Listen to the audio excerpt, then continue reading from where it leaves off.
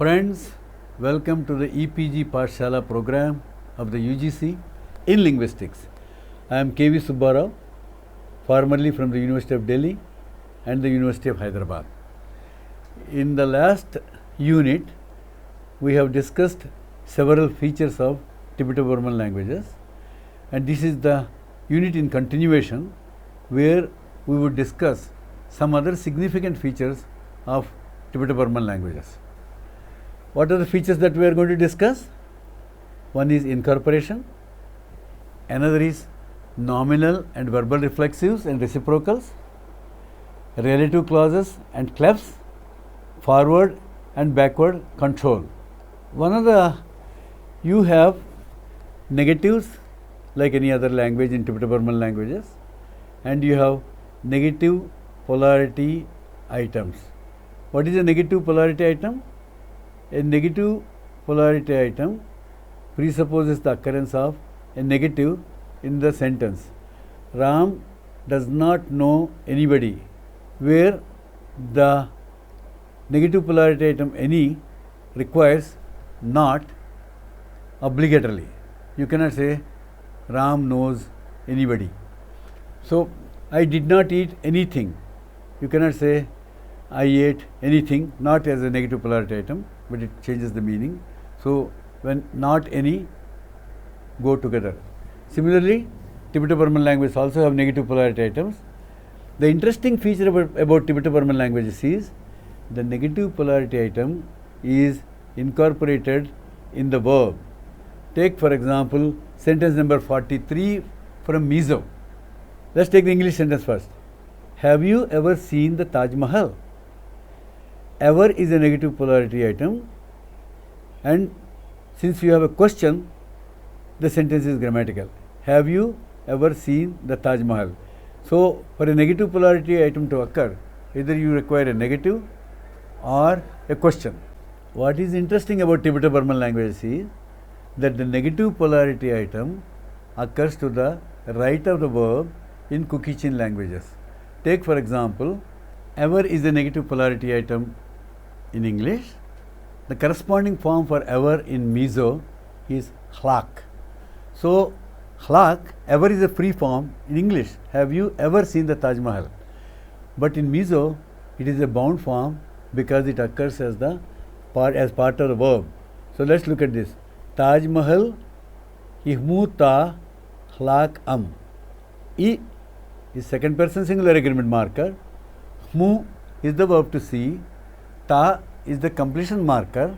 Hlak means ever incorporated in the verb. Is a question marker. Now we proceed next to, so personal pronominal critics, quantifiers are incorporated, negative polarity items are incorporated, adjectives and adverbs can be incorporated. For example, the quantifiers in many languages are free forms. All of them came to the party in English, they all came to the party. So, all is a free form. सब लोग party में आए थे, लोग सब party में आए थे. सब in Hindi, all is a free form. It can move freely. But in Tibeto-Burman languages, many of the quantifiers, may it be universal or not, they can be incorporated in the verb. Let us take an example from Khmar. They all ate. Khmar is a pro-drop language, so you don't have the subject occurring overtly. The verb carries the agreement marker, so it will be Fak saying. An is third person plural, Fak is to eat, saying means all.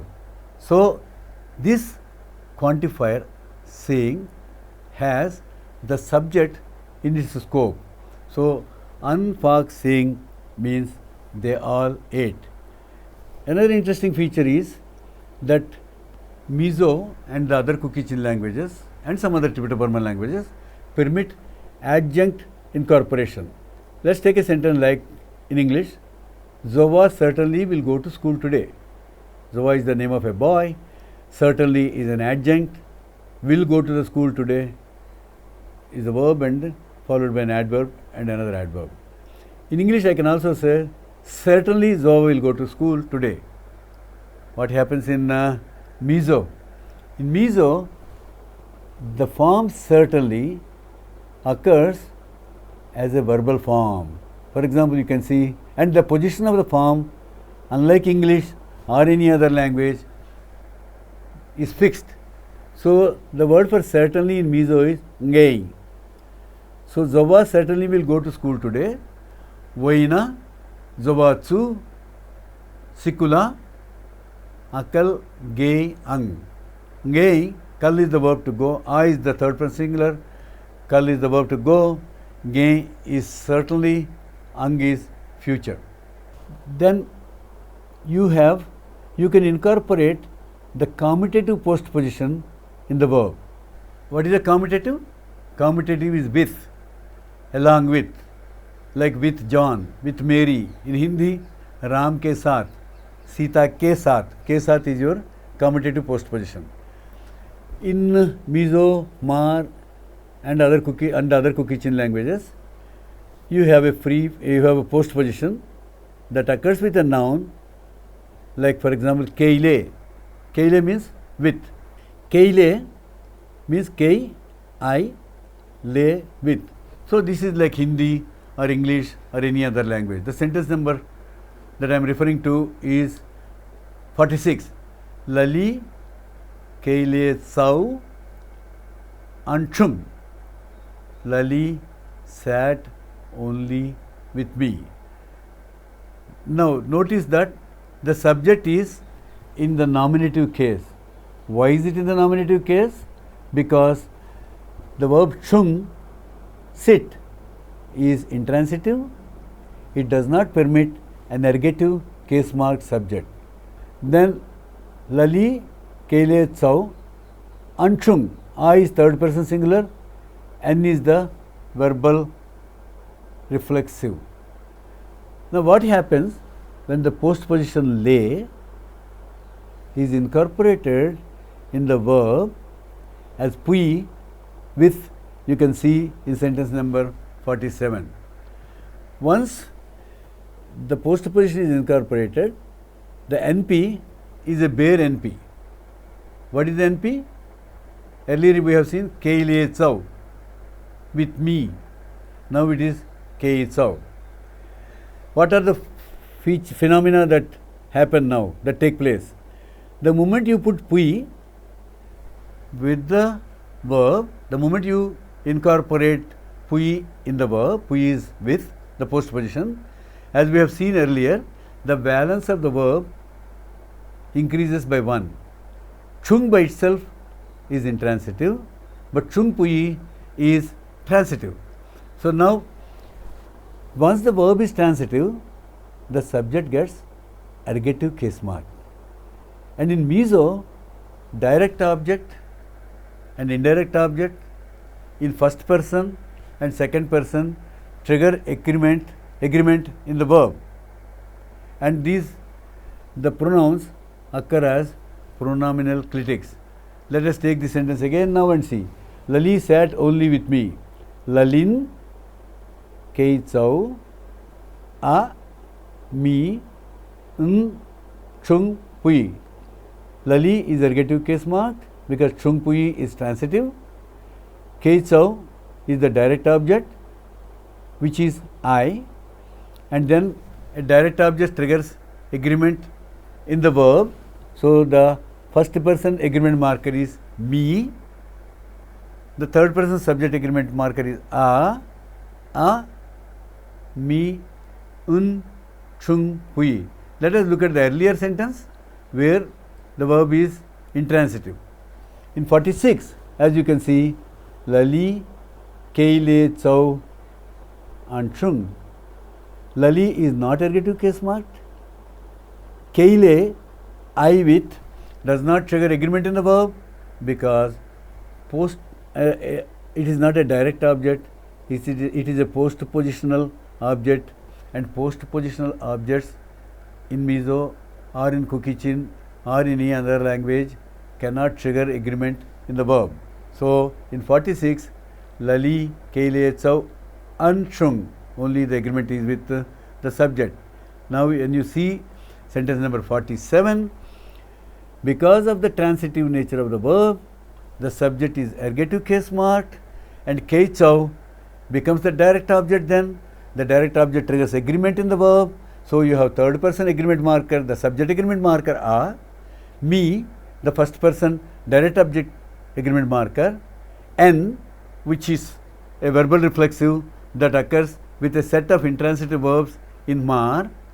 Pui is the postposition that is incorporated in the verb chung. In the following section, we will discuss the nature of reflexives and reciprocals in Kuki-Chin languages. In Kuki-Chin languages, you have a nominal reflexive like in English, herself, myself, yourself, etc. And you have a nominal reciprocal like each other, one another, etc.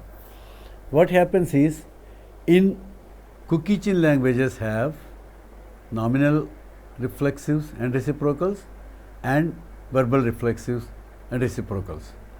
The verbal reflexive occurs as a form of the verb, and the nominal reflexive occurs in the direct object or indirect object or oblique object position like in English or Hindi. In English you have herself, yourself, myself, etc. as the nominal forms. अपने आप को, to myself, अपने आप से, with himself, etc.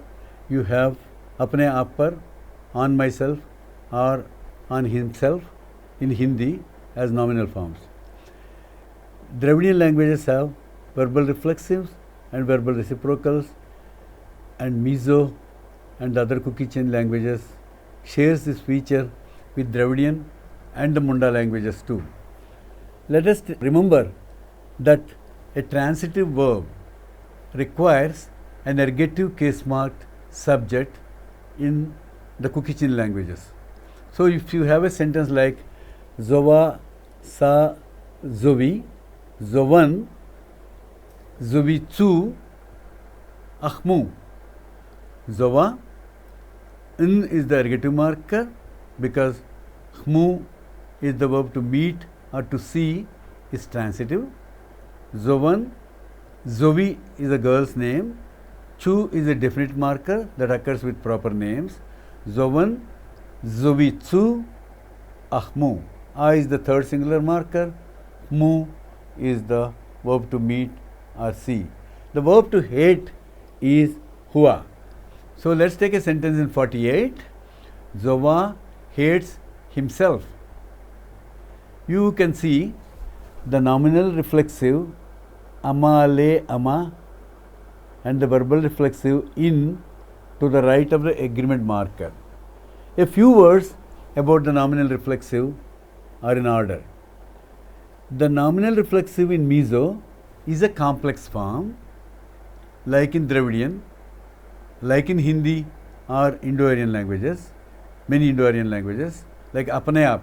Apne aap is a complex anaphor. Nije ke nije in Bangla is a complex anaphor to oneself in the subject object position in Bangla. So you have Zovan, amale ama, a third singular. Ma is an emphatic, but it functions like a self marker here. Ama, le means and, a is third person singular, ma is self. So you have self and self hates. So you have the subject agreement marker, you have in because the verbal reflexive is obligatory. We have indicated amale ama in parentheses. What does that mean?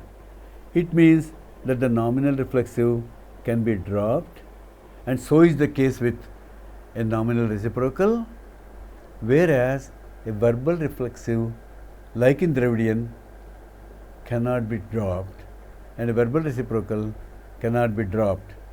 Okay, so you have one interesting thing I want you to notice is why there is no ergative marker with the subject though the verb hate, hua, is transitive.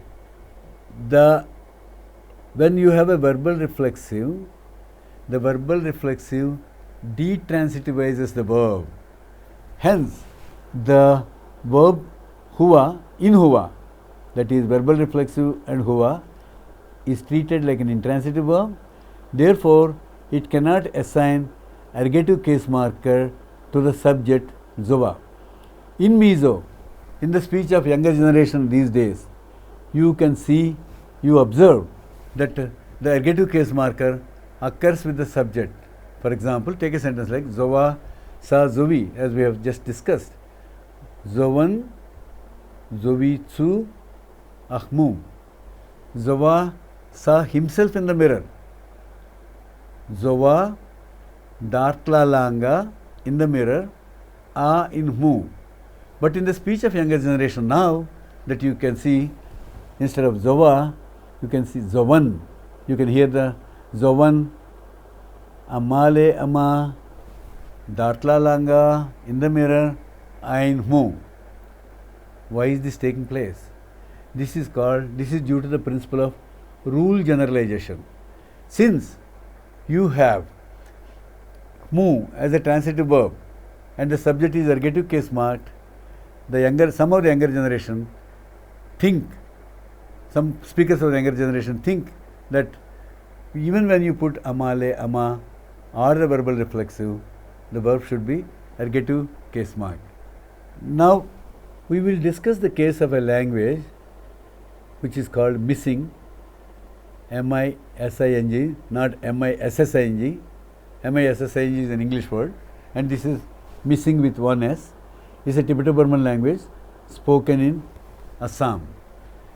Missing, like many other Tibeto-Burman languages, has nominal reflexives and verbal reflexives, and both are complex forms, that is, they are polymorphemic in nature. The constituents of a reciprocal in missing may be swapped. How? You have a reciprocal has a bipartite structure, let's call it x1 and x2. So, x1, x2 is the normal order, but in missing it can be x2, x1, 2. You can see the example in your notes. This is a feature that missing shares with Dravidian languages. In Dravidian languages too, as we have seen, that a reciprocal can be swapped. A nominal reciprocal can be swapped. And one of the interesting points that we should know about verbal reflexives and reciprocals in all the languages of the world is they are monomorphemic. They can never be polymorphemic.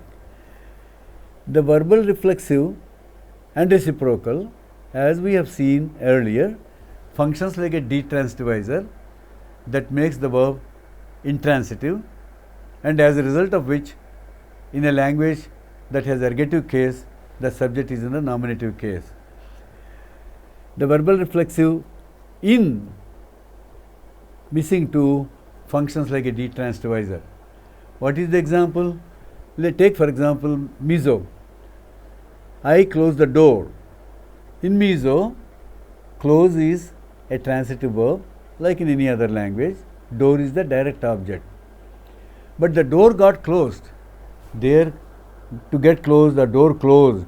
Close is an intransitive verb. So, Kuki-Chin languages do not permit an ergative case marked subject there because the verb is intransitive. Same is the case in, so you are using a verbal reflexive to reduce the valence of the verb from transitive to intransitive. This is a detransitivizing process. The same phenomenon happens in Dravidian languages too. For example, I close the door, no verbal reflexive, the door got closed, the verbal reflexive occurs, and this verbal reflexive functions like an inquisitive marker. A very unique feature of missing is that the verbal reflexive functions like an emphatic marker. That is, when it occurs with the verb carries an emphatic meaning. Let's take a sentence such as 54. The child slept by himself. In Hindi, you have a nominal reflexive. बच्चा अपने आप सो गया. In English, the child slept by himself. But what happens in missing? In missing, you have the verbal reflexive su occurring in the verb. Yup is the verb to sleep. Yup su kang. That is, the child slept by himself. In Angami, this is the only language that we know of. Tone is a device to manifest a verbal reciprocal. For example, ngu, the verb to see, has a falling raising tone, like the boy saw the girl. You would have ngu, see, with a falling raising tone. However, the boys saw each other, or the boy and girl saw each other. There is no need to have a nominal reflexive. You can have ngu with a raising falling tone. So, what does it mean? That means, of course, you have a k also coming before the verb. You can see it in your notes. So, kengu, that means kengu, gu with raising falling tone. So, this is the only language that we know of where reciprocity in the verbal form is indicated by tone. This is what sentence number 56 shows. Uniye e tisonye kenguya. They see each other every day. So you have verbal reciprocal ke, ngu, si with a raising falling tone. Ya is the present tense marker. In this section, we are going to discuss relative clauses in Tibeto-Burman languages. You have full-fledged relative clauses like the boy who came here, who is a relative pronoun, and you have participial relative clauses in English, the broken window, where broken is a participle and it modifies the word, the noun window. So, in Mizo too and in other Kuki-Chin languages, you have externally headed relative clauses and internally headed relative clauses. What is an externally headed relative clause? Externally headed relative clause is a nominalized relative clause in which the embedded subject is null. Let's look at 21.4, where I have given A. A is an example of externally headed relative clause where you have the embedded subject 0. It is a null variable that is coindexed with the matrix subject NP, and the coindexation is indicated by the subscript I. And in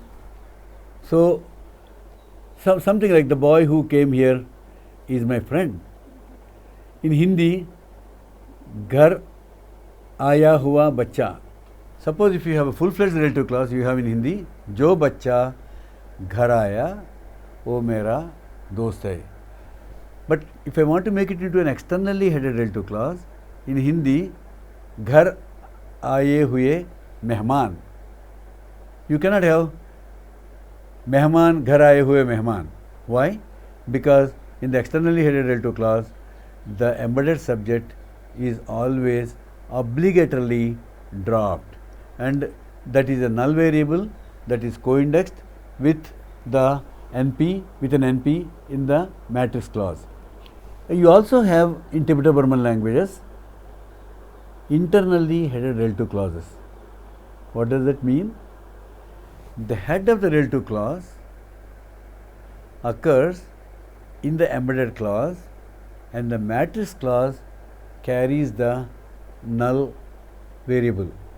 So, you have the head internally in the embedded clause, and the head takes the post position that it is supposed to take in as a prepositional or as a postpositional phrase. Let us look at a couple of features about Tibeto-Burman languages must be mentioned here. All the externally headed relative clauses and internally headed relative clauses have their verb in a nominalized form, except in one case when the subject is relativized in meso. We will not discuss that now. So, number one. Number two, in an externally headed relative clause, the postposition that signifies the internal relationship of the NP with the verb in the embedded clause is not overtly present. The reason is obvious. When the NP is not there in the embedded clause, when the NP is a null variable cannot take any postposition. So, let me just repeat it. The postposition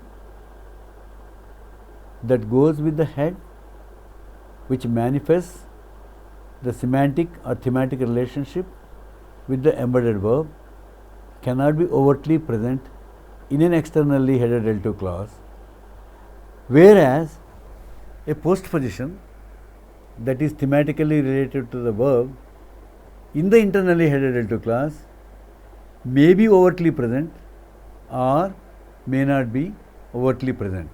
Let us take a case from Tenidiye.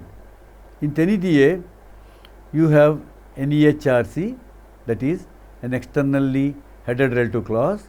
Tenidiye is also called as Angami, and in the sentence below what we see is an instrumental postposition as the head, that is an NP which is an instrumental postposition as the head. Let us take this example from Angami.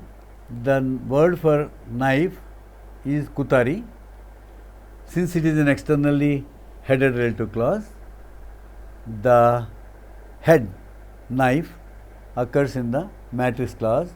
The knife with which you cut the fruit is sharp. So, you have Kutari in this matrix clause, that is co-indexed with a null variable in the embedded clause, and the null variable is indicated by a 0 to the right of the subject no, because it is the instrumental PP.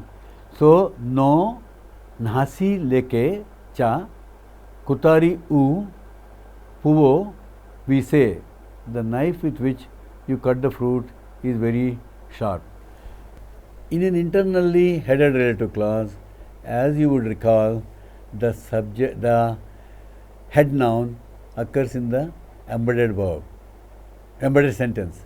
So, the knife with which you cut the fruit is very sharp. Knife with is the head of, is a postpositional phrase. It is an instrumental PP, that is the head. So, in Tenidiye, PA with occurs overtly in the embedded clause with the knife, with the word knife Kutari. So, you have no Kutari PA nasi leke sa chau puvo vise. Let me repeat it.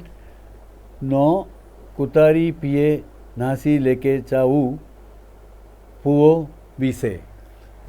Now, the PA, the postposition in Angami cannot be dropped, whereas in some Tibeto-Burman language, in the language of Kukijin family, the postposition in the internally headed relative clause does not overtly occur.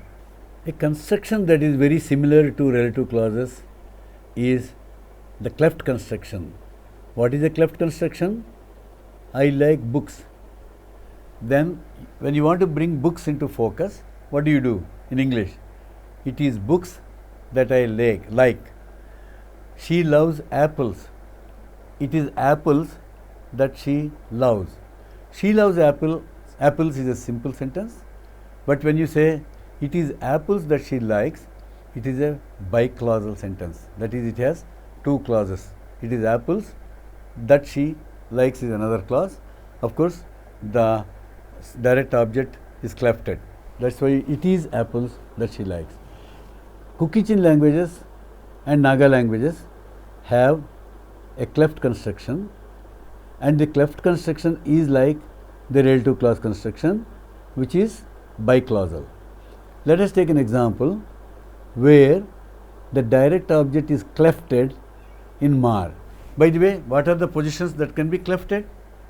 You can cleft the subject, you can cleft the direct object, the indirect object, the oblique object, etc.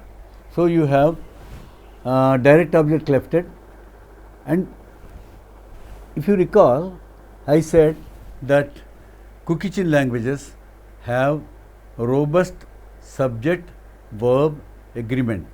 The verb agreement is in terms of the subject agreement marker, direct object agreement marker, indirect object agreement marker. So, one would expect in clefts to have an agreement marker of the subject, as in 66 you can see it is beer that Lala likes. So, you have Lalan a e do chu. What is a? Third person singular. E is a marker, it is what we call the cleft marker, to indicate that an NP has been moved from its position. Do is like, chu is a definite marker.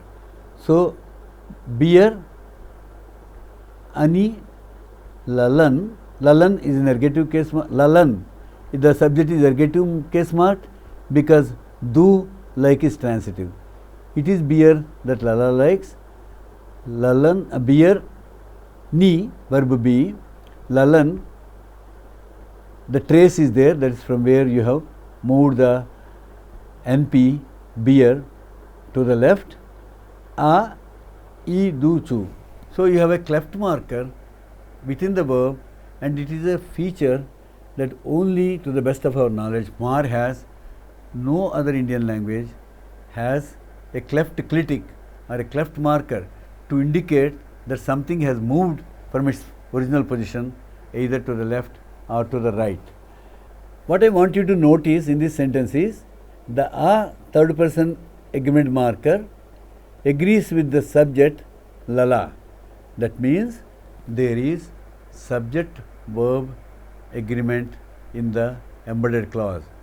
When the direct object or indirect object or APP is clefted, you have a non-agreeing type of clefts where the subject does not take the ergative case marker in case the embedded verb is transitive, and the embedded verb does not carry the subject agreement marker. So, it is beer that Lala likes, beer a ani, Lala do chu.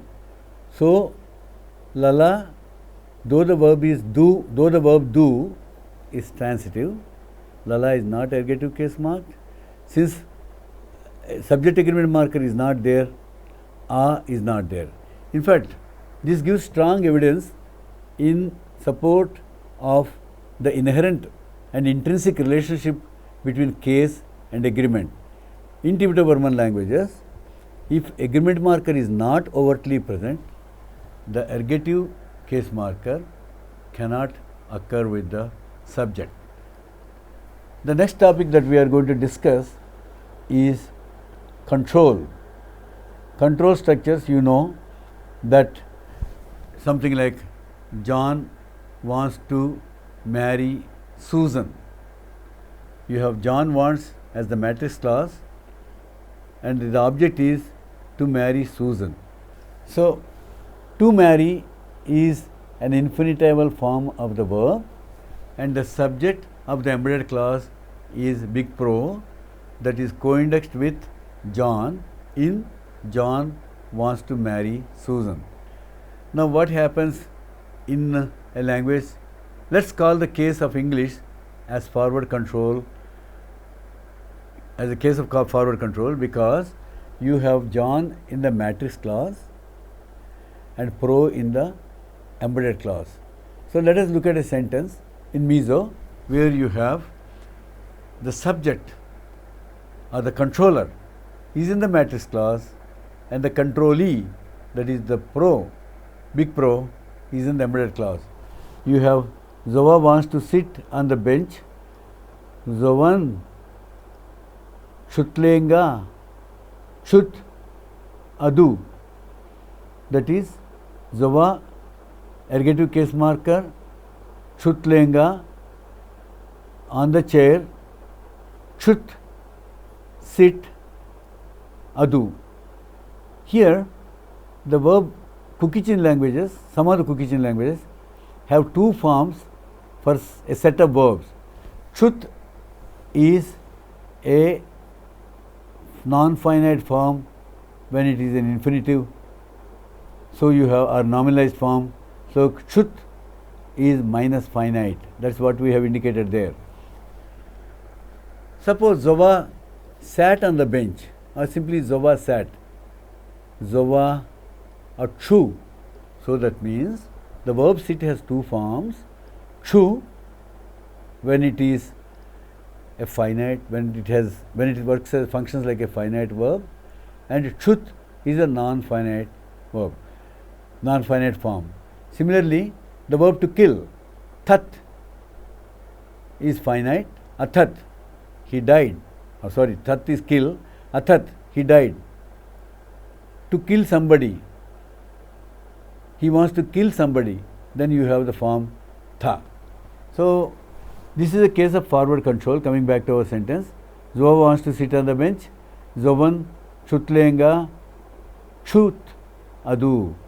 Now when you have forward control, there are some languages like in Dravidian languages and in the Kuki-Chin languages, you can have backward control too. What is backward control?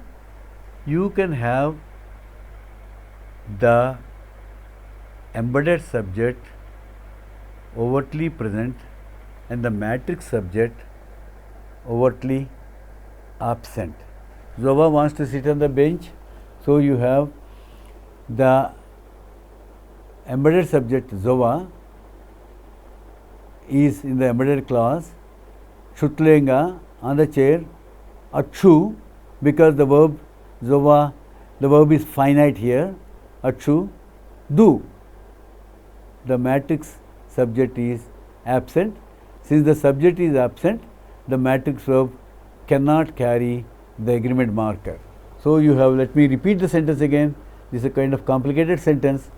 Zova, Shutlenga, Achu, Adu. Let us go back to the earlier sentence. In the earlier sentence in forward control, you have Zovan and the matrix verb is do. Therefore, the verb carries an ergative case marker. As you recall that a transitive verb requires an ergative subject. What happens in backward control? In backward control, the subject Zova is the subject of the embedded clause which is overtly present. What is the verb here? Chu. Chu is intransitive. Therefore, the verb chu does not and cannot case mark its subject as ergative.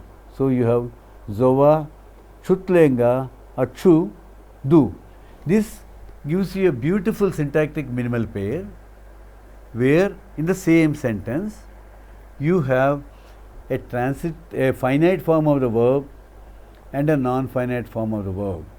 In the embedded clause, where you have a non-finite form of the verb in the embedded clause, like in Hindi or English, Zova kursi pe baithna chahta hai. That's a non-finite form.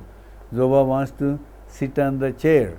In backward control, which only Dravidian and Tibeto-Burman languages have, is in that case the subject of the embedded clause is overtly present.